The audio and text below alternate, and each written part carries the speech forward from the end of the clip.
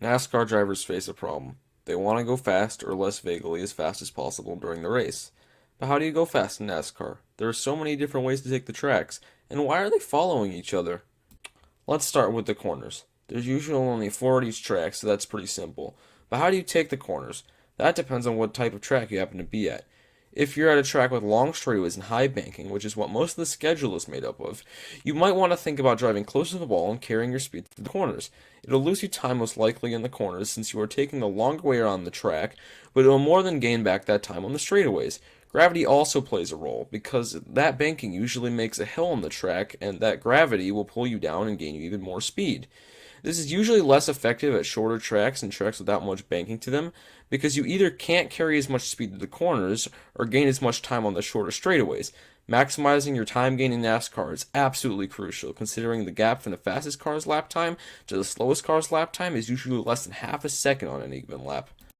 But why did the cars follow each other at the big tracks? Back in the 1950s, when NASCAR was still in its infancy, the pioneers of the sport were figuring out aerodynamics. They figured out if you follow a car going at high speeds, you would also gain speed yourself, even without having to use the accelerator nearly as much. This phenomenon is known as the slipstream, or as NASCAR fans call it, the draft. The draft is created when one car is followed by another, and the leading car punches a hole in the air for the other car behind to follow in. Now that the following car doesn't have to go through nearly as much air particles, it gains speed on the car in front, and you can gain massive time on the big tracks, also known as super speedways, where you never have to let off the throttle.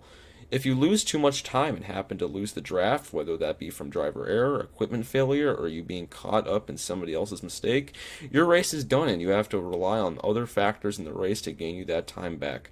But don't worry, the pack of cars that tends to get bunched up in a massive group or two called the pack, which leads to the term pack racing. The best way to describe pack racing is a 200-mile-an-hour game of strategy chess. The force of 40 cars driving by at that speed can move objects in the stands with the noise and wind alone. At the end of the daunting, grueling, tremendously difficult 200-lap race, you have to try and position yourself at the best spot to win. That's a difficult task on even the best of days, but one stupid move, revengeful act, a lapse of judgment, anything, by anybody in any of those 200 laps can lead to half the cars on track getting damaged and or out of the race in an absolutely monumental pileup known simply as the Big One. Oh, around comes the 18! The 42 collects the 17 as well! The 62 upside down! Oh, there's contact! Get out of you now. Stewart into the middle of the pack and over! Oh, teammates! Around they go in a hard crash. Kyle Busch. Junior will win at Daytona. And the big one happens behind them. Oh, no. And everybody. Are you kidding me?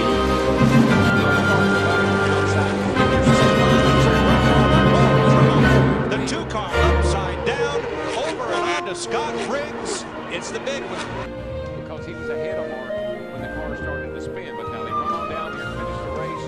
Looks like days of thunder. Boyer upside down. Well, good.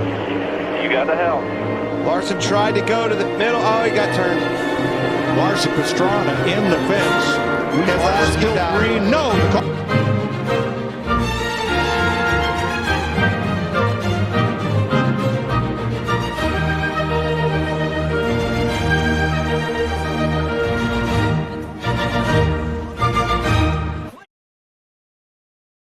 Downforce is another force that helps NASCAR, but it isn't exactly natural.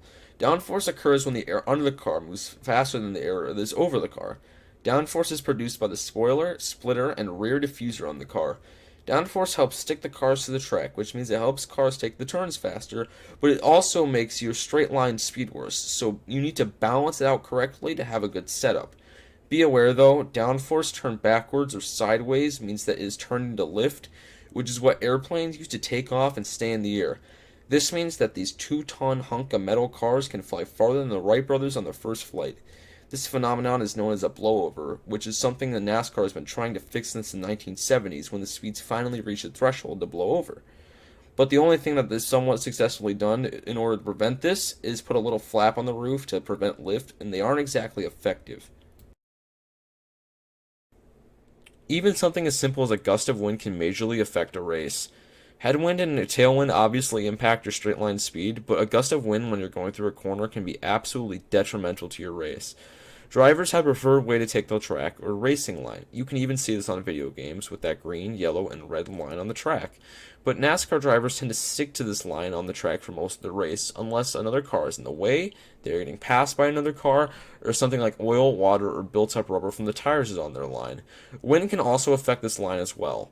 If a driver happens to be avoiding something on their line one lap and isn't prepared for a gust of wind that they're hit by, they can have the potential to spin out or worse, crash, which is obviously not ideal for NASCAR.